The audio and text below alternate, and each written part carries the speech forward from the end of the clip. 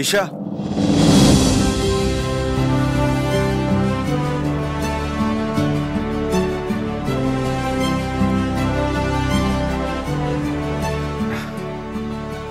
ঈশা দেখো আমি কতটা ভালো, কতটা সৎ তার প্রমাণ আমি তোমাকে দিতে পারবো।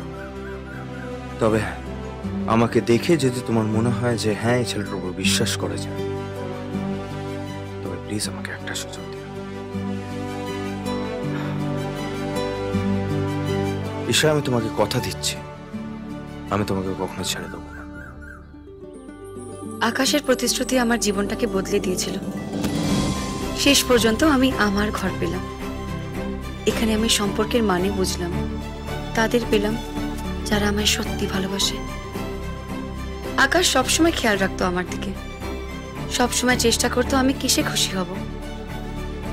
আকাশের মায়ের মধ্যে আমি আমার মাকে খুঁজে পেলাম।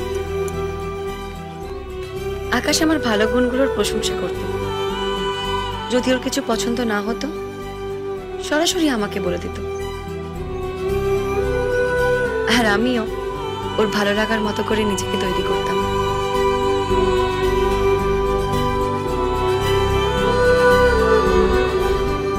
আমার ইচ্ছে অনুযায়ী অনাথ আশ্রমে আমাদের এঙ্গেজমেন্ট হয়েছিল।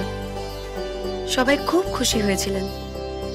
পুরো দমে আমাদের বিয়ের তোড়জোড় শুরু হয়।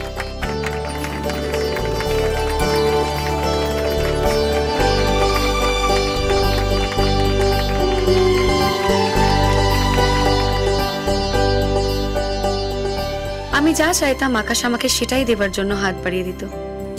একদিন শখ করে গাড়ির স্টিয়ারিং এ হাত রেখেছিলাম। বড় খুশি মনে নিজের হাতে ধরে ও আমাকে ড্রাইভিং শিখিয়েছিল।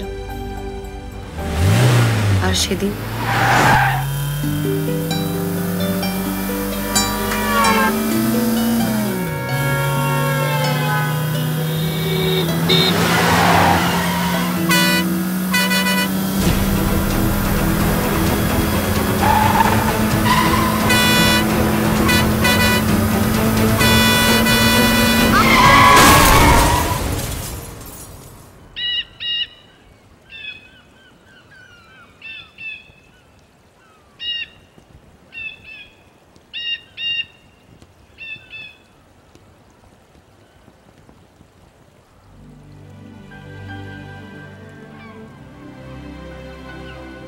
সরি,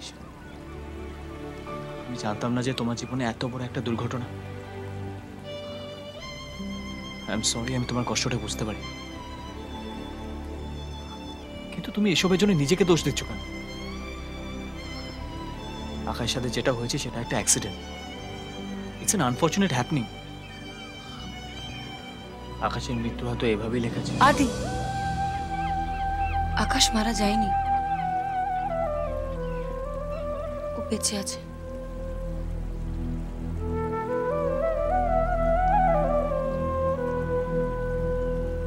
গত 5 বছর ধরে ও হসপিটালের সরঞ্জামের মতো পড়ে আছে, কিন্তু ওর শ্বাস চলছে,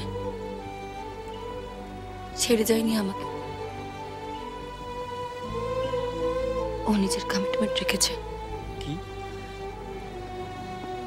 ডাক্তার বলল যে ও কোমায় চলে গেছে, ওর ব্রেন ডেড।